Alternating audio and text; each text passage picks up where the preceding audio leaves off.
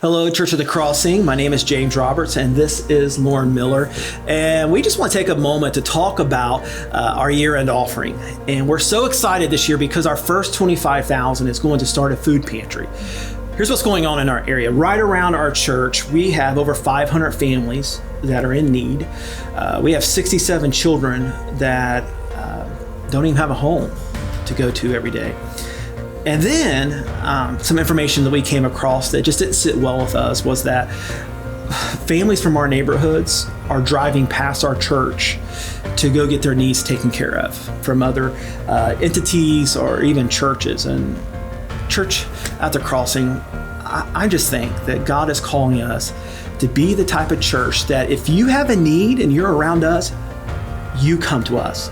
So we're going to start taking some strategic steps to become the church that if you have a need in our neighborhood, you come to us. And we're going to dedicate our lives to making our community a community that is loved on by the hands and feet of Jesus Christ. So we're really excited about that. So this is going to help us just take a big, giant first step. Now, another part of the year-end offering that we really haven't talked about much is wanting to provide some transportation options. And here's what we're finding, that we have a lot of ministries, the youth, children, and even some of our older adult ministries. They would benefit greatly if we had another vehicle or two that could help out. It would actually save the church a lot of money in the long run. At the same time, we're finding that there's some generation gaps with people who are coming to church.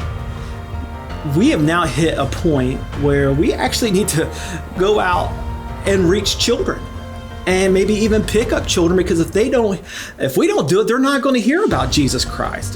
For instance, Lauren, tell us a little bit. You've been kind of doing this work for a while. Tell us a little bit about the family you've been helping out. Yeah. So we met the Reyes family at our Mother's Day outreach event. And actually the next day, the mom and her little 5-year-old boy actually had to get a ride from the neighbor to come to church because they needed help with groceries. And so that day we helped them with groceries, but then we've just been building a relationship with them ever since. And part of that relationship is picking up their kids on Sunday mornings and bringing them to church. Yeah.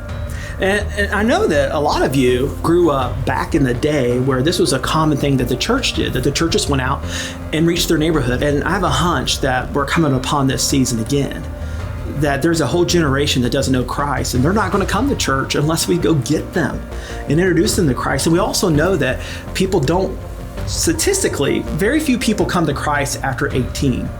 So that makes this even more important. And also, with us looking at having a Spanish ministry, this will also help tremendously with providing some transportation needs for that. Lauren, what else do you, when you think about us purchasing a vehicle, what else comes to your mind that it would benefit the church? Yeah, so just right here in Washington Township, a lot of immigrant families, refugee families move to this area because it is on the bus line and everything is in walking distance. But what that means is a lot of times they don't have vehicles.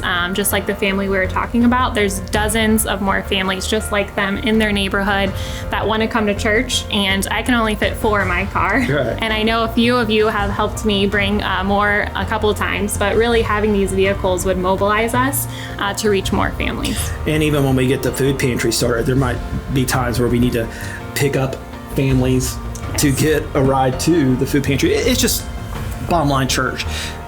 These are just simple steps we're taking to be able to love on our community at another level, to take some steps to be the hands and the feet of Jesus Christ. So we're hoping that you will prayerfully consider above your tithe at the end of the year to give generously to our year-end offering. Thank you so much. Have a great day.